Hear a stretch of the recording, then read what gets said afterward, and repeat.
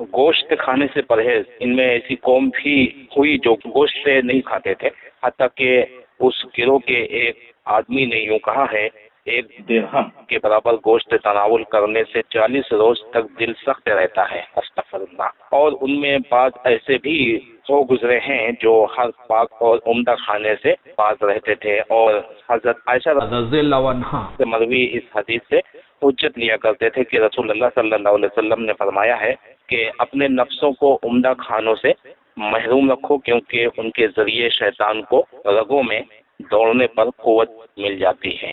اس روایت کو خود مصنف یعنی علامہ ابن الجوزی نے موضوعات جلد 3 صفحہ 30 میں ذکر کیا ہے، اور یوں تحریر کیا ہے، یہ حدیث رسول اللہ صلی اللہ علیہ وسلم کے نام پر گڑھی گئی ہے۔ اس روایت میں مسیح نامی راوی متہم ہے۔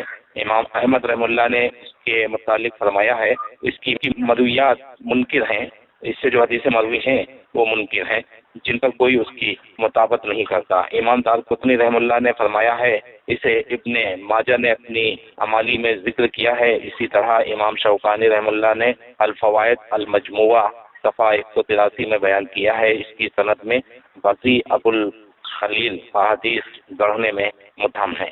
مزید دیکھیے لسان المیزان جلد 2 صفحہ 16 اور 17۔ ابن عراقی نے بھی تنزیہ الشریعہ جلد 2 صفحہ 240 میں اس حدیث پر موضوع ہونے کا حکم لگایا ہے۔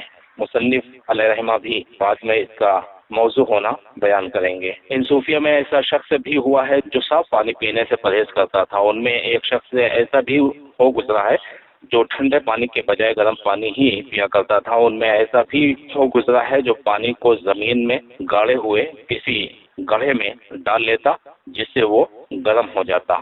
ابو حامد غزالی ابو یزید سے نقل کرتے ہیں کہ انہوں نے کہا، میں نے اپنے نفس کو اللہ تعالیٰ کی طرف بلایا، لیکن یہ سرکشی پر آمادہ رہا، تب میں نے اسے سال تک پانی نہ پلانے اور اسے نیند کا ذائقہ نہ چکھانے کا عزم کر لیا۔ چنانچہ اس نے پھر اس عزم کی تکمیل میں میرا ساتھ نبھایا۔ ابو طالب مکی یہ فوت القلوب کے مؤلف ہیں، سن 386 ہجری میں فوت ہوئے تھے۔ البدایہ والنہایہ جلد 11 صفحہ 319 میں ان کے حالات زندگی درج ہیں۔ اہل بغداد نے انہیں بدعتی کہہ کر چھوڑ دیا تھا، جس طرح کہ تاریخ بغداد جلد 3 صفحہ 89 میں درج ہے۔ ان کی مذکورہ کتاب مطبوعہ اور متداول ہے۔ ابو طالب مکی نے صوفیہ کے لیے کھانے کے معاملات میں کچھ ترتیب مقرر کی ہے، اور یوں لکھا ہے، مرید کے لیے میں یہ مستحب ٹھہراتا ہوں کہ شب و روز دن اور رات میں 2 روٹیوں سے زائد بالکل نہ کھائے۔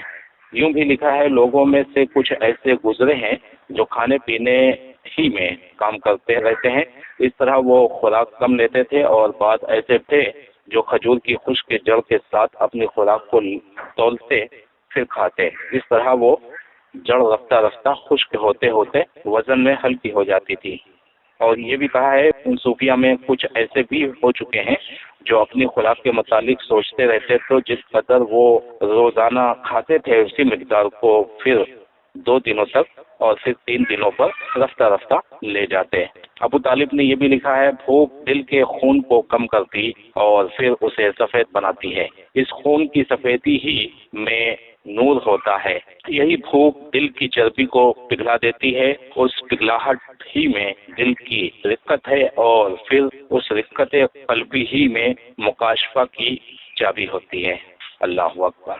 یہ سب باتیں ابلیس کی تلبیسات میں سے اور شیطانی دھوکے میں سے ہیں۔ مذکورہ افعال کے کرنے میں تلبیس، ابلیس، صوفیہ اور ان کی غلطیاں۔ سہیل کے متعلق جو ذکر ہوا ہے وہ ایسا فعل ہے جو بالکل ناجائز ہے، کیونکہ اس میں نفس کو طاقت سے بڑھ کر تکلیف دینا پڑتی ہے۔ پھر مزید یہ بات بھی ہے کہ اللہ عز و جل نے آدمیوں کو گندم کی نعمت سے نوازا ہے، اور اس کے چھلکے اور بھوسے کو ان کے مال اور مویشیوں کے لیے رکھا ہے، لہذا اس بھوسا خوری میں مال مویشیوں سے مقابلہ بازی کسی طور پر بھی مناسب نہیں ہے، اور بھوسا میں غذا بھی کون سی ہوتی ہے۔ اس جیسی اشیاء اتنی مشہور و معروف ہیں جو محتاج تردید بھی نہیں ہیں۔ ابو حامد نے سہیل کے بارے میں بیان کیا ہے کہ وہ خیال کیا کرتے تھے کہ جس آدمی کو بھوک نے کمزور کر دیا ہو، اس کا بیٹھ کر نماز پڑھنا اس نماز سے افضل ہے جو وہ کھانا کھا کر قوت حاصل کر کے کھڑے ہو کر پڑھے گا۔ میں کہتا ہوں یہ خطا اور غلطی ہے، بلکہ اگر وہ کھڑے ہونے کے لیے قوت حاصل کرے گا تو اس کا کھانا پینا بھی عبادت ہی بنے گا، کیونکہ وہ عبادت گزاری کے لیے معاونت کر رہا ہے، اور جب وہ بیٹھ کر نماز پڑھنے کے لیے بھوکا رہنے کو پسند کرے گا تو یہ فرائض کو ترک کرنے کے لیے ایک سبب بنے گا جو اس کے لیے ناجائز ہوگا۔ اگر بصورت مجبوری مردار کو کھانا پڑتا یہ تو تب بھی جائز نہ تھا، تو ایسے حلال کھانے کی صورت میں یہ کس طرح جائز ہو سکتا ہے؟ پھر اس بھوک سے کون سی قرب الہی مل رہی ہے جو لوازمات عبادت کو معطل اور بیکار بنا رہی ہے؟ رہا خدات کا یہ کہنا کہ میں دیکھنا چاہتا ہوں کہ علم غالب آتا ہے یا یقین، یہ محض جہالت کی بات ہے، کیونکہ علم اور یقین کے مابین کوئی تضاد نہیں ہے۔ یقین علم کے مراتب میں سے ایک اعلیٰ مرتبے کا نام ہے۔ نفس کو کھانے پینے کی مطلوب اشیاء سے دور رکھنے میں علم اور یقین کا کیا تعلق ہے؟ بلکہ اس کا لفظ علم سے اشارہ ان امور کی جانب ہے جن کا شرع نے حکم نہیں دیا، اور یقین کے لفظ سے اپنی قوت صبر کی جانب اشارہ ہے۔ یہ انتہا درجے کی بکواس اور سچ جھوٹ کی آمیزش ہے۔ اور اسی طرح اس آدمی کا یوں کہہ دینا میں نے اس وقت تک کبھی کھایا ہی نہیں جب تک کہ میرے لیے مردار کا کھانا جائز نہیں ہو جاتا، یہ بھی اس کی رتی اور کمینی سوچ کا کام ہے، اور حلال اشیاء کی موجودگی میں نفس کو مشقت میں ڈالنا ہے۔ اور ابو یزید کا یہ کہنا ہمارے ہاں غذا تو اطاعت الہی ہی ہے، یہ انتہا رقیق اور پھنسا کلام ہے، کیونکہ بدن انسانی کو کھانے کا حاجت مند بنایا گیا ہے، حتیٰ کہ دوزخی بھی آگ میں رہنے کے باوجود کھانے کے حاجت مند رہیں گے۔ رہا ابن خفیف کا کھانے کو کم رکھنا تو یہ بھی فعل قبیح ہے، کسی طرح بھی مستحسن عمل نہیں ہے۔ ان کے متعلق ان کی خوبیاں سمجھتے ہوئے ایسے واقعات صرف وہی شخص بیان کرے گا جو شرعی اصول سے جاہل اور بے خبر ہوگا، اور ایک علم دوست سے آدمی کو تو کسی عظیم تر آدمی کا قول مروب نہیں کر سکتا، تو وہ کسی مرض بلسام کے بارے میں شخص کے فعل سے کس طرح متاثر؟ پینے کا پانی، البتہ رہا معاملہ شفاف پانی پینے کا تو بلا شبہ رسول اللہ صلی اللہ علیہ وسلم نے اسے پسند فرمایا ہے۔ صحیح بخاری میں حضرت جابر بن عبداللہ رضی اللہ عنہ بیان کرتے ہیں کہ رسول اللہ صلی اللہ علیہ وسلم ایک مریض کی عیادت کے لیے انصار کی ایک جماعت کے پاس تشریف لائے، وہاں آپ نے پانی طلب کیا، حالانکہ وہاں قریب ہی پانی کا ایک چھوٹا سا کھال بھی تھا، اور یوں فرمایا اگر تمہارے ہاں کسی مشکیزے میں رات کا رکھا ہوا پانی ہے تو وہ لاؤ، ورنہ ادھر ہی سے پی لیں گے۔ اسے امام بخاری رحمہ اللہ نے روایت کیا ہے۔ حدیث نمبر 5621۔ حضرت عائشہ رضی اللہ عنہ بیان فرماتی ہیں کہ رسول اللہ صلی اللہ علیہ وسلم کے لیے آپ پاشی کے کنویں سے آپ شیری لایا جاتا تھا۔ مسند احمد جلد 6 صفحہ 100، سنن ابی داؤد حدیث نمبر 3736۔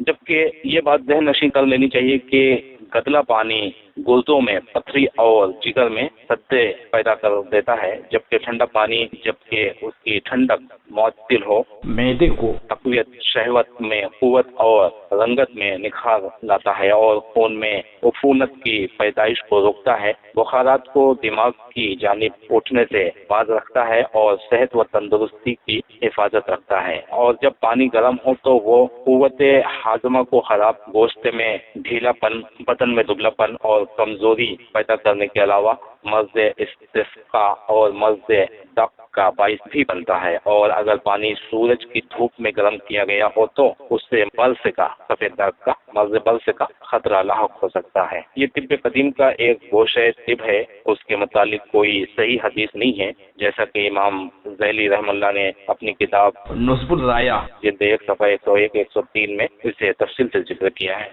صوفیہ کے تناقض اور تضاد، نبی اکرم صلی اللہ علیہ وسلم سے ایک دوسری حدیث میں ہمیں یہ روایت ملتی ہے کہ آپ نے فرمایا اللہ عز و جل اس بات کو پسند کرتا ہے کہ اپنی نعمت کے آثار اپنے بندے پر دیکھے۔ بکر بن عبداللہ نے کہا ہے جس کو خیر و بھلائی ملی پھر وہ اس پر دیکھی بھی گئی، اس کا نام حبیب اللہ اور اللہ تعالیٰ کی نعمت کو بیان کرنے والا رکھا جائے گا، اور جو آدمی خیر و بھلائی دیا گیا لیکن اس کا اثر اس پر نہ دیکھا گیا تو اس کا نام بغیظ اللہ اور اللہ تعالیٰ کی نعمتوں سے دشمنی رکھنے والا رکھا جائے گا۔ یہی وہ حد سے زائد کم خوری ہے جس سے ہمیں روکا گیا ہے، جبکہ ہمارے زمانے کے صوفیہ میں یہ اصول برعکس ہو چکا ہے۔ اس کی پوری ہمتیں صرف کھانے ہی میں صرف ہو رہی ہیں، جبکہ ان کے پیشرو اور متقدمین میں بھوک اور کم خوری کی عادت تھی۔ ان کو کھانے کے لیے لنچ، ڈنر اور شیرنی میسر ہے، حالانکہ یہ سب خورد و نوش کا سامان یا اس کا زیادہ حصہ لوگوں کے میل کچیل یعنی صدقات سے حاصل ہوتا ہے۔ انہوں نے دنیاوی کاروبار ترک کر دیے ہیں، عبادت گزاری سے منہ پھیر لیا ہے اور وہ بے روزگاری اور بیکاری کے بستر بچھائے بیٹھے ہیں۔ ان کی کھانے پینے اور لہو و لعاب کے سوا اکثر کی کوئی اور ہمت باقی ہی نہیں رہی ہے۔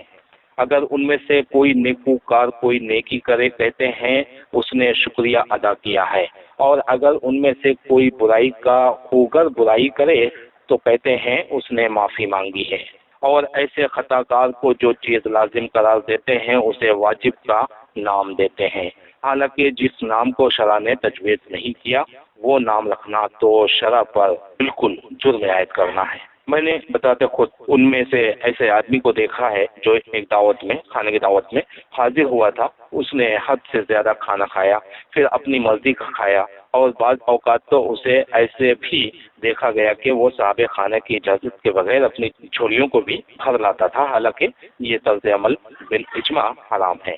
بلکہ میں نے اپنی آنکھوں سے ان میں سے ایک صاحب کو دیکھا ہے کہ اس نے کچھ کھانا اٹھا لیا تاکہ اسے اپنے ساتھ لے جائے۔ صاحب خانہ اس کی جانب اچھلا اور اس سے نیچے رکھوا لیا۔ جانے سے پہلے ایک کام ضرور کریں، یہ انفارمیشن اگر آپ کو صحیح لگی تو ویڈیو کو لائک کریں اور لوگوں تک پہنچائیں۔ اگر آپ اس سے مطمئن نہیں ہیں تو ڈس لائک کریں۔ خالی ہاتھ نہ جائیں، کچھ نہ کچھ ضرور کریں۔